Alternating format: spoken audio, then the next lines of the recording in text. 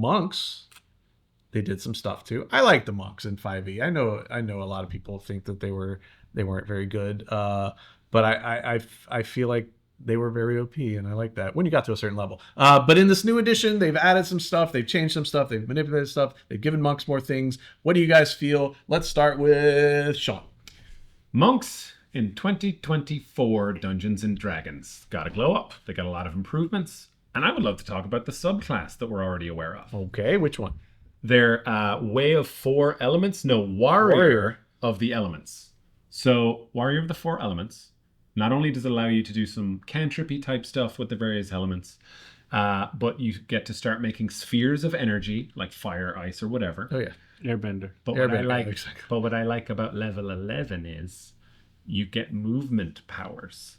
So you can be Iceman now. Mm-hmm. You can glide around. Now we know what John is good at. Slidey things. Anyway, the idea that you could have essentially a flying monk with a bunch of attacks and a lot of movement, especially with the updates to Step at the Wind. Yep.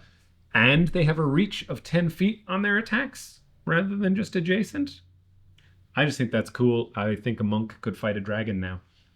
You don't think he could have fought one before? No. Not to say he was going to win, but no. Could have. Okay. No, I Mo, don't. what do you think about monks? Love the changes. I think that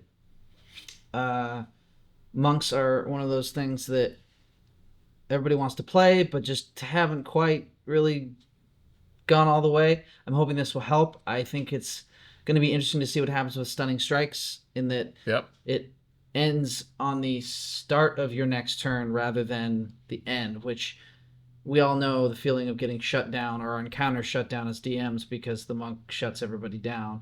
So I think that's probably a good thing, and hopefully it will lead to some more creative thinking on the part of the players in terms of like how the battle's going to go out if they can't just stun everybody and be like, all right. Well. I agree. I feel like it does bring a quality of balance to the game as far as the stunning strike situation, because as a DM or even as a player, when you get stunning strike from a DM or whatever, sometimes you lose too much time and you're sitting there watching everyone else have a good time. And I mean, you can still stun lock people. Yeah, for sure. You just keep hitting them the following turn. For sure. Focus point. But at least at their turn, it's at the start, so they at least get to do something. I think they lose. Well, it's at the start they lose of like the half turn. speed. Oh, I thought it was the start of the players. No. Well, the monk player's turn. Oh, I thought it was the start of the new round person's turn. Oh no. No. Well, then I was missing. Because so it sucks. They would only ever lose that one turn until they get punched again. Gotcha. So I will just be Nathan this time and say the monks suck. No, I like them. Whatever, monks. What do you think, Nathan? So the deflection ability is really cool now. Yes. I think that makes the class, and it makes it a lot better. I know people that have wanted to play monks, but they always felt like they were a little weaker, especially lower level games. But now with that deflection ability introduced pretty early on, I think they're a lot better class now. I also feel like it's less embarrassing to be like the monk who, like, you know, in 5e where you want to catch that arrow and you wait all the time for someone to shoot an arrow at you. Like you wait so many games and then somebody finally shoots an arrow at you and you miss it and then it just like hits you, or you just don't catch it and you take the damage. Where now I feel like you can do it so many times, right, that it's not embarrassing when you wait three sessions to do it. You can do it with melee. You can do it with range. Focus points, I'm sure.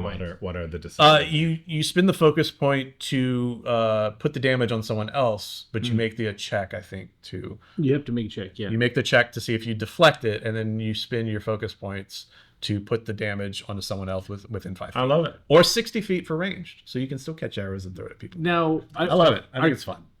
Or focus points now, are they easier to get? And probably the same crap, different name. Well, that was a big point of contention, is that they'd run out of points very early. It seemed like they had less resources than equivalent class. You can recharge your focus points when you roll initiative once per day. So you could use them all in one fight and then get them all back in the next.